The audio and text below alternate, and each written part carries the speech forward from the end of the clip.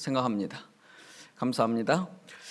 자, 오늘은 저희들이 나는 왜 그리스도인인가 하는 주제로 일주일 동안 저희들이 말씀을 공부했는데, 오늘은 도망과 부르심이라고 하는 제목으로 하나님의 말씀을 연구하도록 하겠습니다.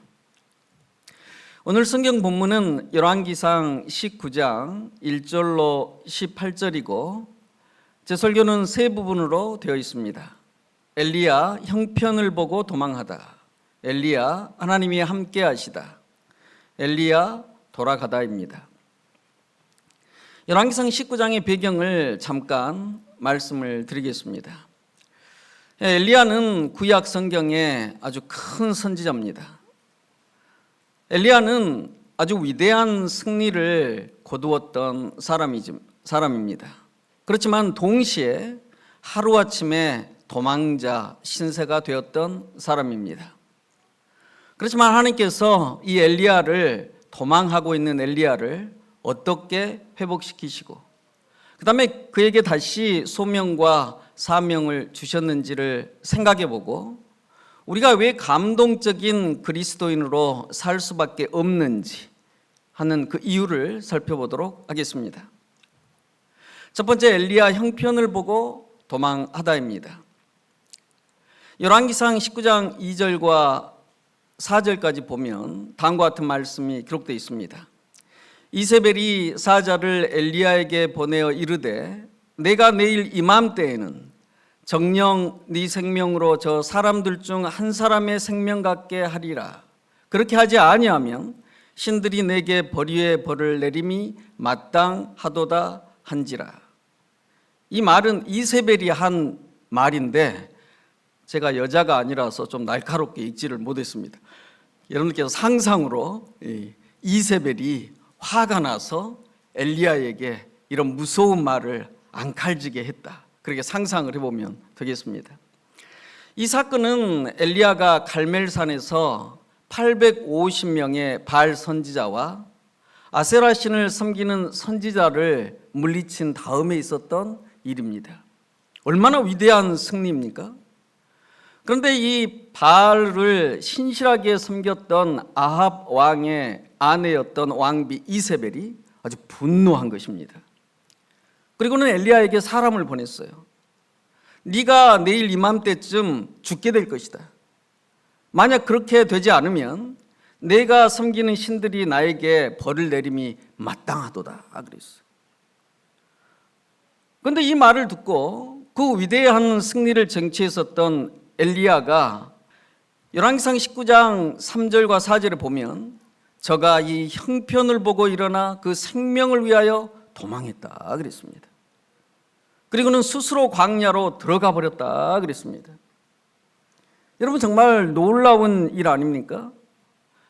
그 믿음이 좋고 두려움이 몰랐던 엘리야가 하루아침에 도망자가 되었습니다. 그런데 성경은 왜 엘리야가 도망자가 되었는지를 기록하고 있습니다. 두 가지 이유가 있습니다. 첫 번째로는 엘리야가 형편을 보고 그랬습니다. 엘리야는 자기가 이 850명이나 되는 선지자들을 하나님을 의지하여 물리치고 그 다음에 이스라엘의 죄악이 아주 깊었기 때문에 하나님께서 이 일을 통하여 종교개혁이 일어나기를 아주 간절히 바랐던 사람입니다. 그렇지만 이 죄는 결코 단순한 존재가 아닙니다. 그 위대한 승리를 쟁취한 다음에 그것보다 훨씬 더 큰 존재가 등장했어요. 이세벨이 등장했습니다. 엘리야가 지쳤습니다. 형편을 보았습니다. 그리고는 엘리야는 이 형편을 보자 두려움이 몰려오기 시작했습니다. 엘리야는 단순한 선지자가 아니었습니다. 하늘을 믿음으로 막아서 비가 내리지 않게도 하고 또 기도해서 하늘을 열었던 선지자입니다. 또 우상 숭배자들의 선지자들을 물리친 위대한 엘리야였지만 그가 하나님에 대한 시선을 놓치고 형편을 보자 그는 도망자가 되었습니다. 우리들도 그리스도인으로 살지만 우리가 하나님에 대한 시선을 놓치고 형편을 보면 반드시 도망자가 될 것입니다. 그것은 법입니다. 우리가 하나님을 향해서 시선을 고정할 때는 어떠한 형편보다 위대하신 하나님을 의지하여 어떤 두려움도 극복할 수 있지만 하나님을 놓치는 순간 골리앗처럼 거대한 두려움이 우리를 도망자로 만들 것입니다. 그것을 분명하게 기억하게 되시기를 바랍니다. 그러면 엘리야가 왜 도망자가 되었냐? 이유가 있습니다. 엘리야가 왜 형편을 볼 수밖에 없었느냐? 이유가 있어요. 열왕기상 19장 4절에는 이렇게 기록했습니다. 엘리야가 두려워서 이세벨을 피하여 하룻길을 도망한 다음에 하나님께 다음과 같이 한탄했습니다. 불평을 했습니다. 여호와여 넉넉하오니 지금 내 생명을 취하옵소서. 나는 내 열조보다 낫지 못하니이다. 나 좀 죽여주십시오. 이런 이야기죠. 그리고는 엘리야가 이렇게 말했어요. 나는 내 열조보다 못합니다. 그러니까 엘리야는 자기 자신을 구약 성경의 아주 위대한 선조들 아브라함과 모세와 같은 열조와 자신을 비교하고 있습니다. 엘리야는 그의 위대한 승리를 쟁취하면서 높은 산 등성이로 올라갈 때에 그 반대편에 자기도 모르게 교만도 그 산등성이를 타고 올라왔습니다. 엘리야는 교만했어요. 교만이 자신의 눈을 가리고 자신을 통해서 형편을 보니까 도망자가 된 것입니다. 엘리야는 교만했어요. 에베소서 4장 15절을 보면 너는 범사에 그리스도에게까지 자랄지라 그랬어요.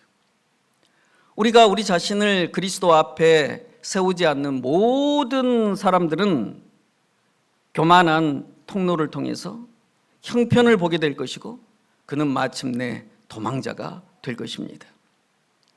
엘리야는 두 가지 때문에 도망자가 됐습니다. 그의 형편을 하나님을 놓침으로 더 크게 볼 수밖에 없었고 그렇게 볼 수밖에 없었던 것은 교만이 영적인 눈을 가리워서 자신의 형편을 보고 자신의 형편을 보니까 자신을 보게 되고 무기력한 자신 때문에 도망자가 된 것입니다. 우리는 세상을 살면서 하나님 외에 내 자신도 믿을 수 없고 다른 사람도 의지할 수 없다고 하는 사실을 알아야 할 것입니다. 제가 유럽을 여행한 적이 있었습니다. 배낭 하나 메고 한 50일 동안 유럽을 여행했는데 유럽을 여행하다 보니까 여행하는 사람들이 굉장히 많더라고요. 젊은이들이 많아요. 그러면은 이제 유럽을 여행하다 보면 위험한 일도 많이 만납니다. 그렇기 때문에 방향이 같으면 같이 이제 가게 돼요. 근데 제가 이제 아테네를 가게 됐는데 그 모텔에서 어떤 친구를 하나 만났습니다. 근데 이 사람은 이 선진국에서 온 경찰이에요, 경찰. 그래서 잘 됐다. 이 경찰하고 다니면 얼마나 좋겠어요. 든든하잖아요. 그렇죠? 그래서 마침 아테네를 간다고 그래서 이 경찰하고 이제 아테네를 가게 됐어요. 그래서 아테네를 경찰하고 다니니까 무서운 곳이 없죠. 이곳저곳 많이 구경을 하고 밤이 늦었어요. 밤이 한 12시가 넘었던 것 같아요. 그래서 이제 걸어서 오는데 오토바이 탄 뭐라 그럴까요? 좀 갱 비슷한 얘들을 만난 거예요. 그래서 우리가 이제 여행기인 줄 알고 얘들이 오토바이를 타고 저희들을 빙빙 돌면서 위협을 하더라고요. 밤은 늦었고 겁이 덜컥 나는 거예요. 근데 저는 옆에 경찰이 있기 때문에 마음속으로 좀 안심을 했습니다.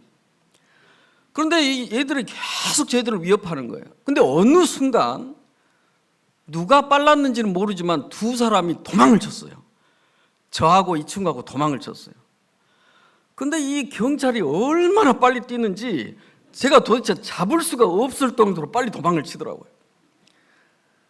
그래서 우리가 죽기 살기로 도망을 치니까 이 오토바이 타고 오는 얘들이 그냥 따라오다가 이제 갔어요. 제가 이제 숨을 헐떡이면서 겨우 그 친구를 잡아갖고 제가 그렇게 물어봤어요. 야, 너 경찰 맞냐? 이렇게 물어봤어요. 그랬더니 이 경찰 출신이 야, 제복이 없지 않냐? 제복이 그렇게 핑계를 대요.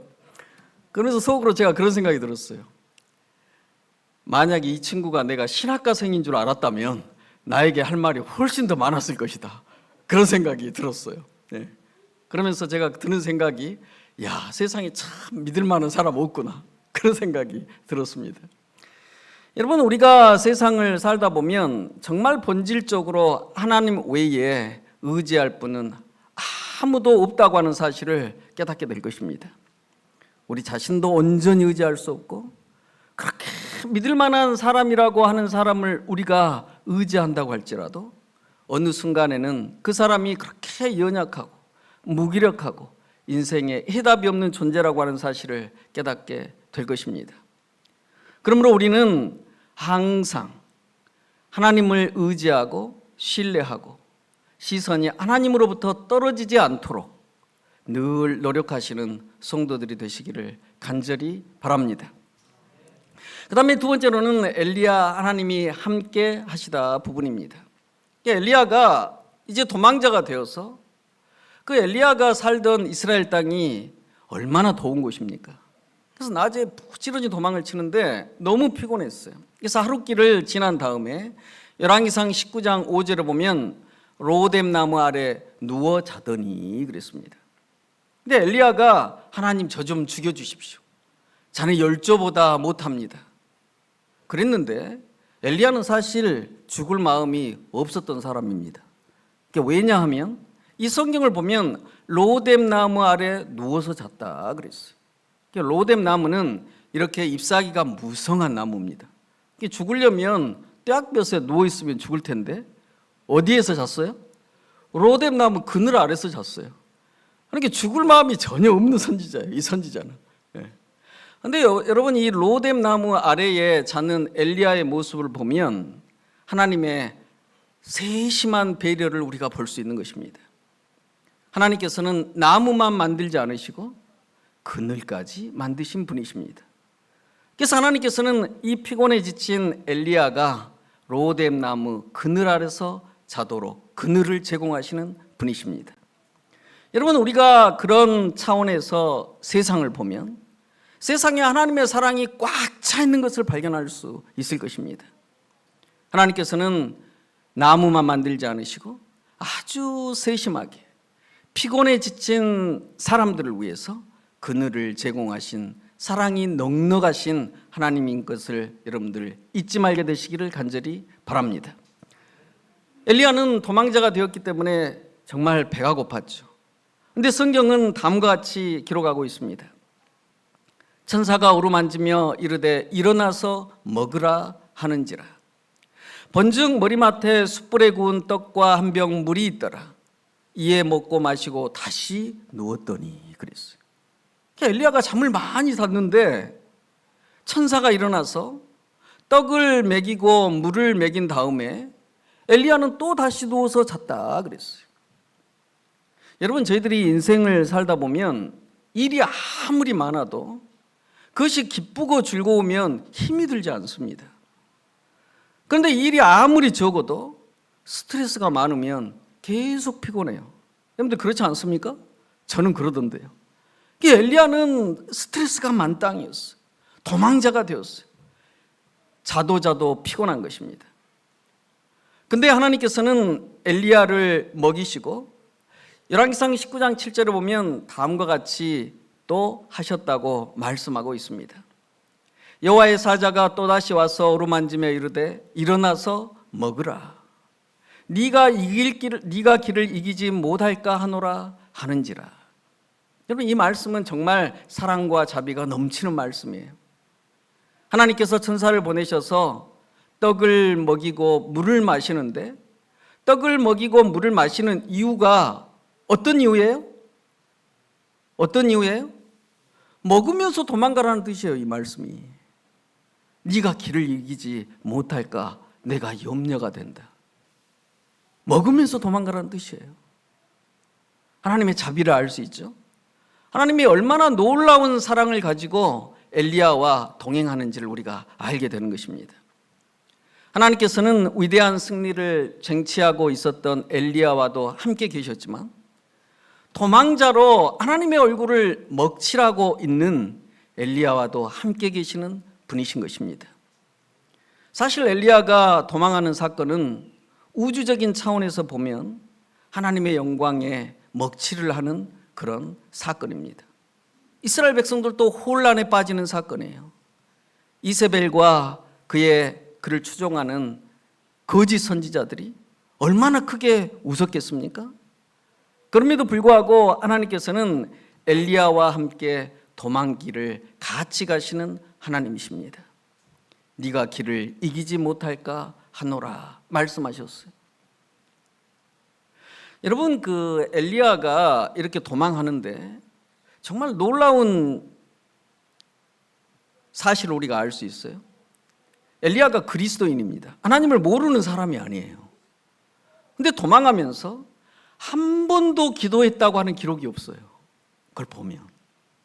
여러분, 우리들이 그리스도인으로 신앙을 가지고 산다고 하지만 세상에 아주 어려운 일이 닥치고 고난에 빠지고 낙담하고 절망할 때에 기도할 마음이 없을 수 있습니다. 마음이 쫓길 수 있어요. 도망해보지 않은 사람이 한 사람이라도 있을까요? 그러나 하나님께서는 엘리야와 함께 같이 가시면서 너 먹으면서 도망해라. 네가 길에서 쓰러질까 염려된다 하시는 그런 하나님이신 것을 깊이 아시게 되시기를 간절히 바랍니다. 여러분, 엘리야의 모습을 보면 우리는 두 명의 엘리야를 볼 수 있습니다. 갈멜산에서 위대한 승리를 쟁취하는 엘리야, 그 다음에 도망하는 엘리야입니다. 제가 오래전에 신문을 봤더니 연세대학교에 어떤 교수님이 그런 글을 썼더라고요. 기고를 했어요. 제목이 뭐냐면 나는 왜 크리스찬이 아닌가라고 하는 제목이에요. 그래서 제가 이제 호기심이 들어서 좀 읽어봤어요. 근데 이분의 논리는 이런 논리예요. 나는 왜 크리스찬이 아닌가?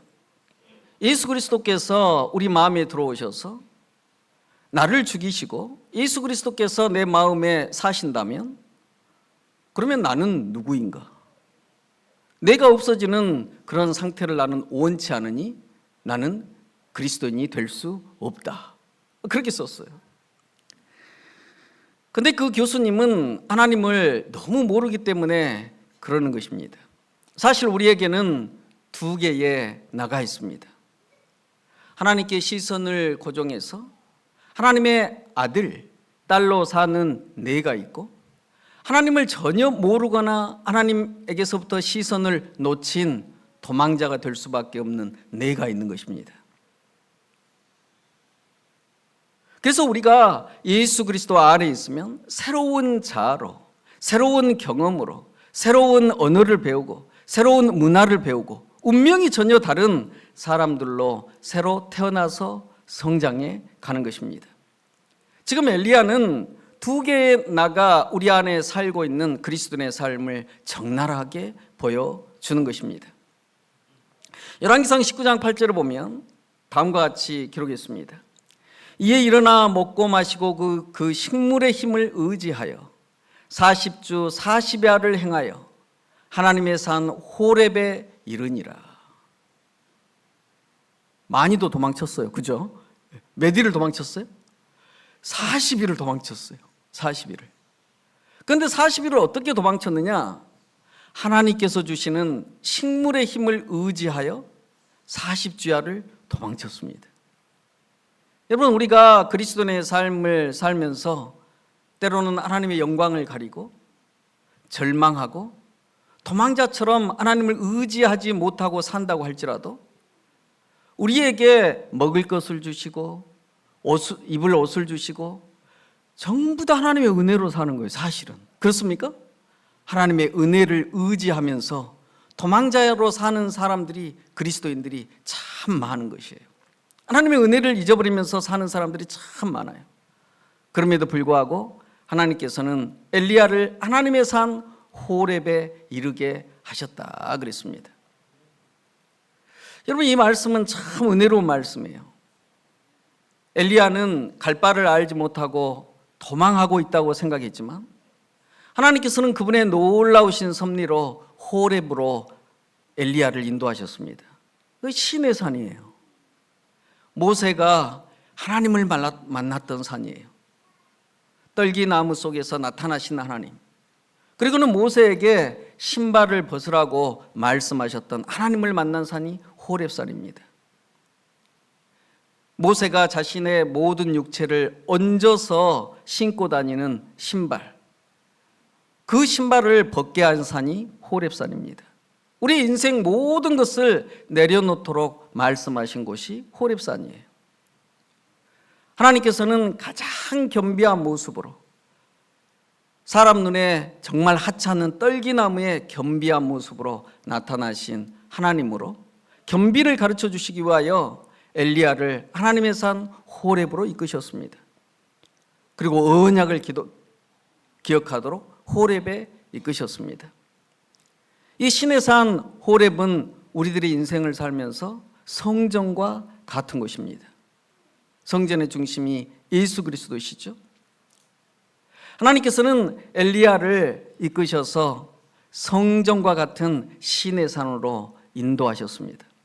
여러분, 우리가 인생을 살면서 도망자가 된다고 할지라도 우리들은 늘 성전에 와서 회복을 경험하고 구원을 경험하고 예수 그리스도를 만나게 되는 것입니다.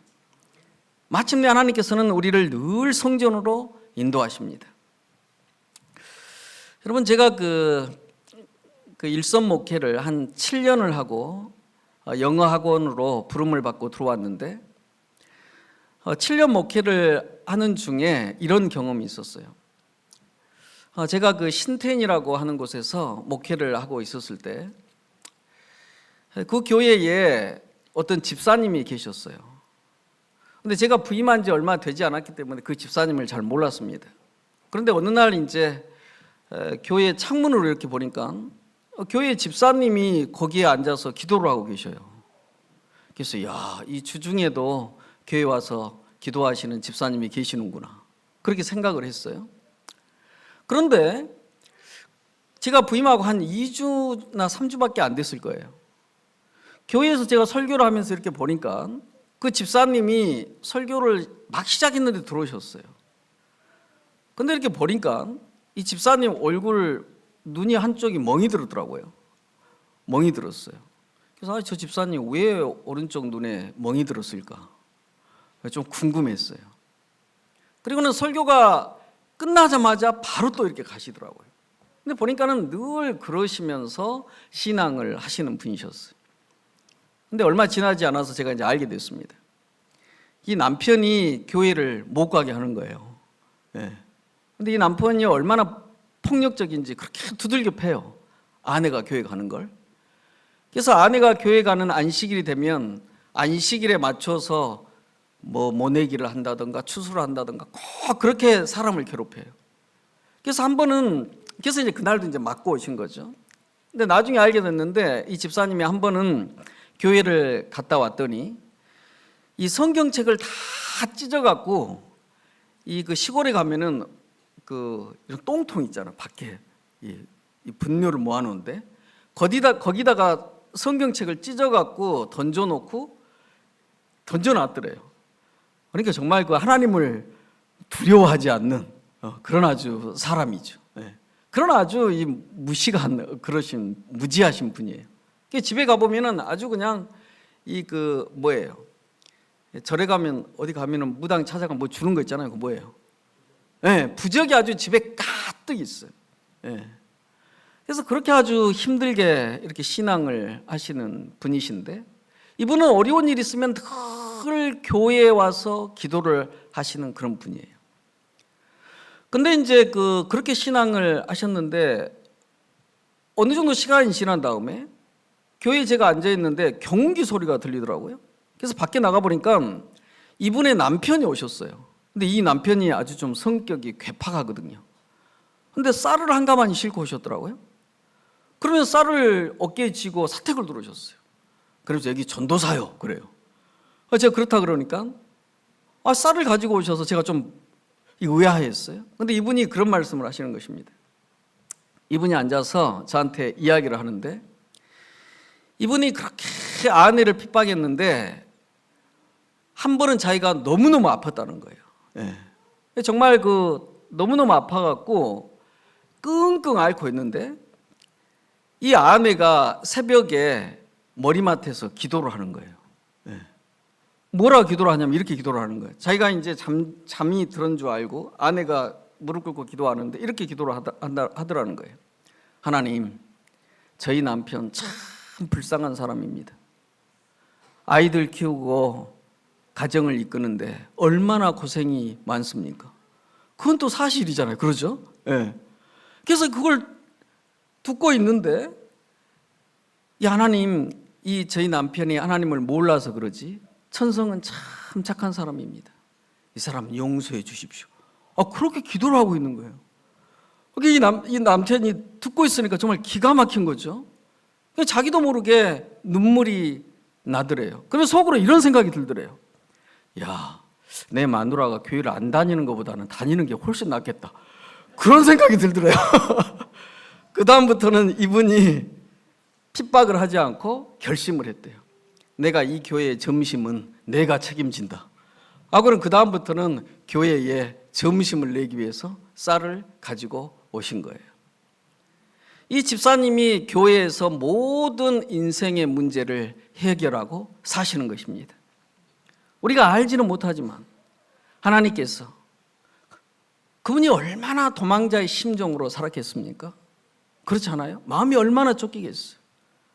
그러나 하나님께서는 그분을 늘 호렙산, 하나님이 계시는 곳 성전으로 이끄셔서 그 안에서 회복을 경험하게 하시고 위로를 얻게 하시고 마침내는 하나님의 놀라우신 섭리로 그 남편을 회복시키는 모습을 제가 볼 수 있었습니다.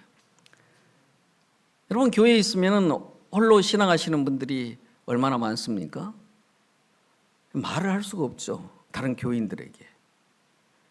그렇지만 여러분의 모든 문제를 교회에 와서 하나님을 의지하여 엘리야를 생각하고 성전에서 모든 문제를 해결하시는 우리 모든 성도들이 되시기를 간절히 바랍니다. 열왕기상 19장 9절을 보면 그렇게 기록했습니다. 엘리야가 그곳 굴에 들어가 거기서 유하더니 여호와의 말씀이 저에게 임하여 이르시되 엘리야야 엘리야야 네가 어찌하여 여기 있느냐.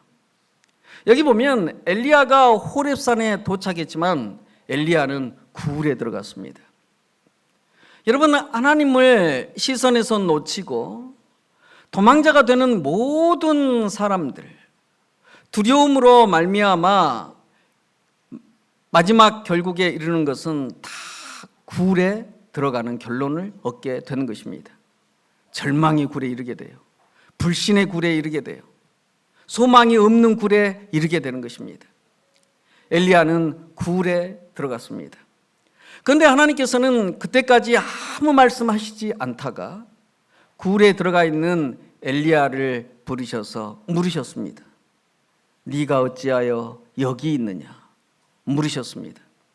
그런데 엘리야가 다음과 같이 대답했습니다. 열왕기상 19장 10절에 보면 저가 대답하되 내가 만군의 하나님 여호와를 위하여 열심히 특심하오니 이는 이스라엘 자손이 주의 언약을 버리고 주의 단을 헐며 칼로 주의 선지자들을 죽였음이오며 오직 나만 남았거늘 저희가 내 생명을 찾아 취하려 하나이다.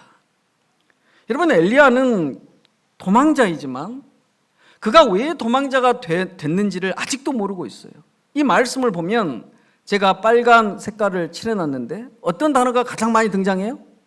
내가 가장 많이 등장합니다. 하나님, 제가 열심히 특심합니다. 그건 사실이에요. 엘리야는 열심히 아주 특심한 사람이에요. 그런데 오직 나만 남았습니다. 내 생명을 찾아 취하려 합니다. 내가 만군의 하나님 여호와를 위해서 이렇게 열심인데 이제 나만 남았습니다. 그런데 사실 엘리야는 거짓말하고 있는 것입니다. 하나님 앞에. 엘리야는 선지자가 자기 외에 다른 선지자가 있다고 하는 사실을 잘 알고 있었던 사람이에요.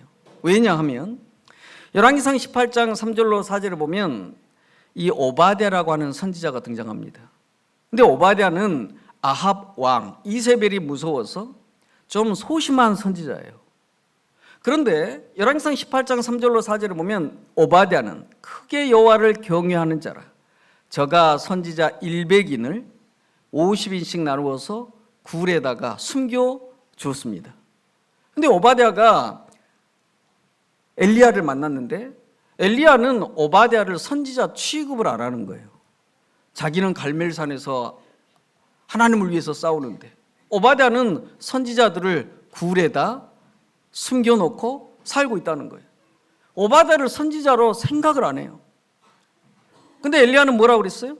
오직 나만 남았거늘. 교만합니까? 교만해요. 여전히 교만한 것입니다. 엘리야는 오바댜와 다른 모든 선지자들을 선지자로 취급하지 않고 여전히 교만한 상태에 있습니다. 엘리야는 가장 깊은 굴, 교만의 굴에 갇혀 있습니다. 엘리야를 교만의 굴에서 벗어나게 할 사람은 하나님밖에 없습니다. 교만이 아주 높은 곳 같지만 본질적으로 가장 낮은 곳입니다. 그런데 엘리야는 깊은 교만의 굴에서 나오지를 못하고 있는 것입니다. 그래서 하나님께서 물으시는 거예요. 네가 지금 어디에 있느냐? 하나님께서는 오늘 이 자리에 앉아있는 우리 모두에게도 물으십니다. 네가 지금 어디에 있느냐? 물으십니다. 세 번째, 엘리야는 돌아가다 부분입니다. 열왕기상 19장 11절을 보면 여호와께서 가라사대 너는 나가서 여호와 앞에서 산에 섰으라 말씀하셨습니다. 하나님께서는 교만의 굴에 들어있는 그 굴에서 나오지 않으면 영원히 멸망할 수밖에 없는 엘리야로 하여금 나오도록 말씀하십니다. 그리고는 엘리야의 문제가 어떤 문제인지 해결책을 제시하시기를 원하시는 것입니다. 엘리야는 하나님의 말씀에 순종해서 밖으로 나왔습니다. 그리고는 산 앞에 섰습니다. 열왕기상 19장 11절로 12절에는 다음과 같이 기록하고 있습니다. 여호와께서 지나가시는데 여호와의 앞에 크고 강한 바람이 산을 가르고 바위를 부수나 바람 가운데 여호와께서 계시지 아니하며 바람 후에 지진이 있으나 지진 가운데도 여호와께서 계시지 아니하며 또 지진 후에 불이 있으나 불 가운데도 여호와께서 계시지 아니하더니 불 후에 세미한 소리가 있는지라. 여러분, 이 말씀은 마치 여호와의 삶과 같아요. 앞에 크고 강한 바람이 불고 산을 가르고 지진이 일어나고 마치 엘리야의 삶과 같습니다. 엘리야 삶이 대단하지 않습니까? 하늘에서 불이 내려오게 하고 정말 850명의 선지자들과 대결하고 엘리야의 삶이 대단합니다. 그런데 하나님께서는 그곳에 계시지 않으셨어요. 엘리야는 그런 삶을 살면서 다음과 같은 일에 실패한 것입니다. 불 후에 세미한 소리가 있는지라. 엘리야는 아주 바쁜 삶을 살면서 큰 일을 생각하면서 살면서 정작 하나님의 세미한 음성을 듣는 데는 실패한 사람입니다. 여러분, 우리가 세상을 살면서 얼마나 바쁘게 삽니까? 막 대단하죠. 어떨 때는 큰 일을 생각하죠. 그러나 정작 하나님으로부터 오는 세미한 소리를 듣는 데는 실패하는 것입니다. 여러분, 오늘날 이 세상을 보면 정말 난리의 소문을 듣고 있죠. 그럴 때 우리가 그런 사건들을 통해서 하나님께서 우리에게 말씀하시는 세미한 소리를 들으시는 우리 모든 성도들이 되시기를 간절히 바랍니다. 점점점 다가오시는 예수 그리스도의 발자국 소리를 들을 수 있어야 합니다. 엘리야는 그 점에 실패했다고 하는 사실을 알게 되는 것입니다. 하나님께서는 엘리야에게 다시 물으셨습니다. 엘리야가 듣고 겉옷으로 얼굴을 가리우고 나가 굴 오기의 섬에 소리가 있어 저에게 임하여 가라사대 네가 어찌하여 여기 있느냐. 엘리야는 자신의 잘못이 무엇인지를 깨달았어요. 열왕기상 19장 14절에서는 다음과 같이 엘리야가 하나님께 말하고 있습니다. 저가 대답하되 내가 만군의 하나님 여호와를 위하여 열심히 특심하오니 이는 이스라엘 자손이 주의 언약을 버리고 주의 단을 헐며 칼로 주의 선지자들을 죽였음이오며 오직 나만 남았거늘 저희가 내 생명을 찾아 취하려 하나이다. 근데 이 말씀은 톤이 완전히 다릅니다. 이 말씀의 뜻은 하나님께서는 지금 무엇을 하고 계십니까? 이 이스라엘 땅에 선지자가 도망을 하고 선지자가 절망을 하고 이때에 하나님께서는 무엇을 하고 계십니까? 하나님께 질문을 하고 있는 것입니다. 하나님께서는 엘리야에게 다음과 같이 말씀하셨습니다. 왕에게 기름을 부으라. 하나님께서는 엘리야에게 소명과 사명으로 돌아올 것을 말씀하고 있는 것입니다. 여러분, 그리스도인의 삶은 돌아가는 삶입니다. 그리스도의 삶은 처음부터 돌아가는 삶이에요. 우리가 절망에서 벗어나서 희망을 주시는 하나님께로 돌아가고 에덴에서 나와서 에덴으로 돌아가는 삶입니다. 죄에서 돌이켜서 하나님께 돌아가는 삶입니다. 하나님께서는 엘리야를 소명과 사명으로 돌이키십니다. 그리고는 하나님께서는 엘리야의 질문에 대답도 하십니다.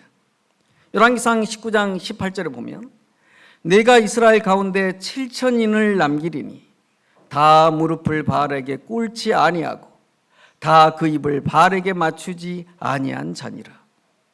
이게 엘리야는 자기 혼자 있다고 생각했어요.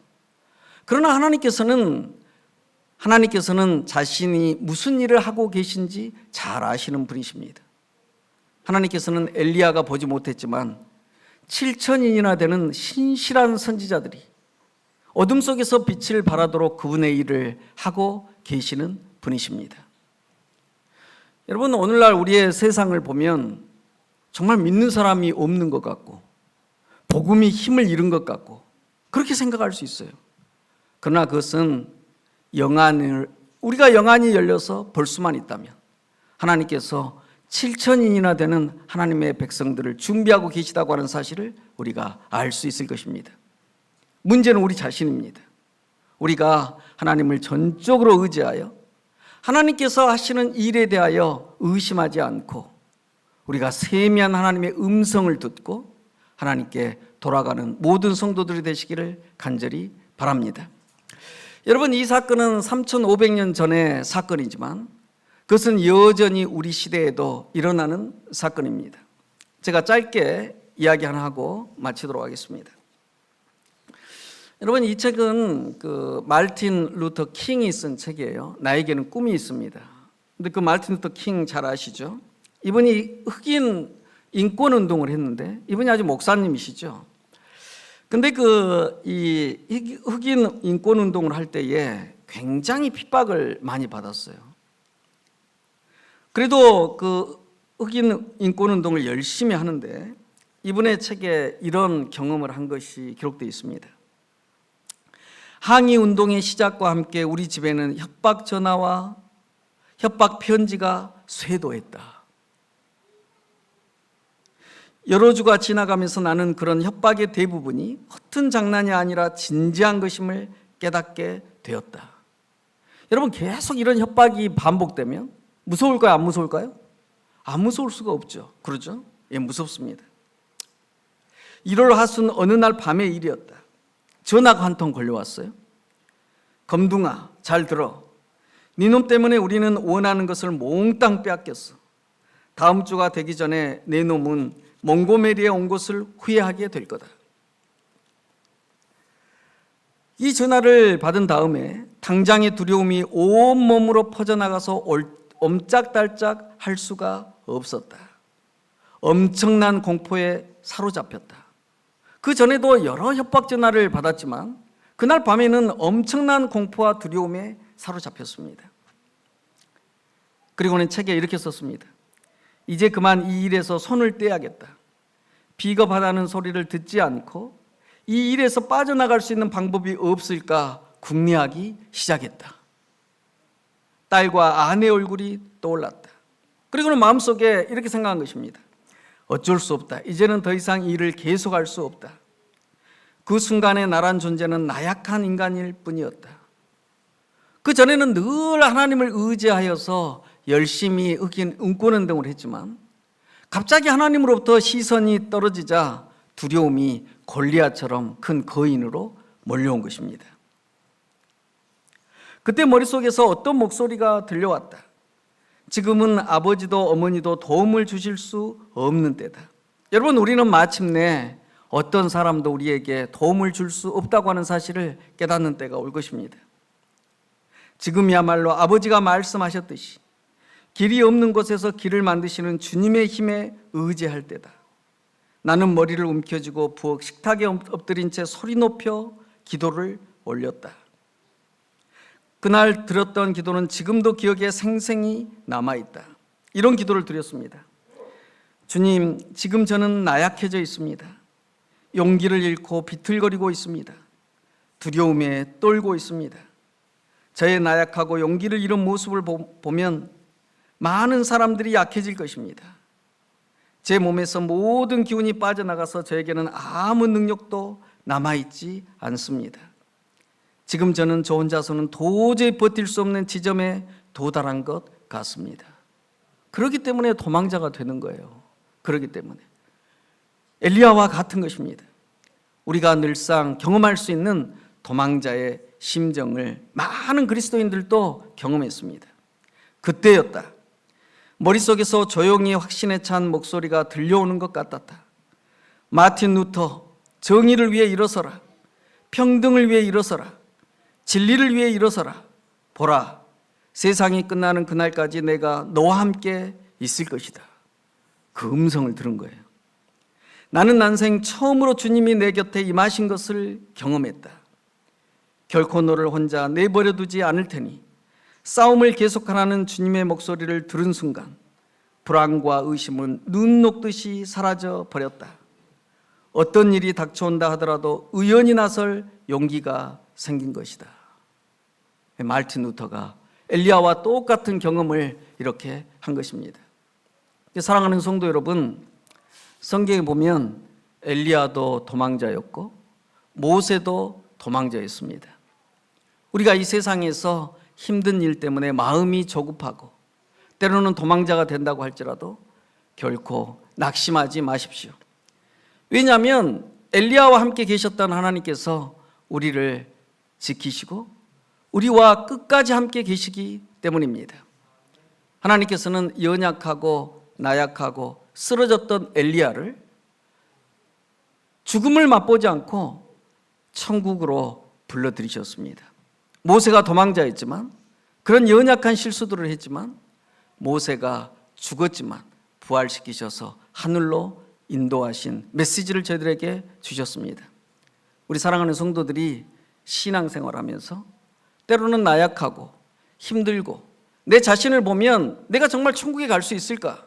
그런 생각이 든다고 할지라도 하나님께서 내 손을 붙잡고 마침내 엘리야를 회복시키신 것처럼 우리들을 온전히 회복시키셔서 천국에 들이시는데 실패가 없을 것입니다. 그 하나님을 굳게 의지하시고 믿음으로 승리하시는 모든 성도들이 되시기를 바라면서 말씀을 마치겠습니다.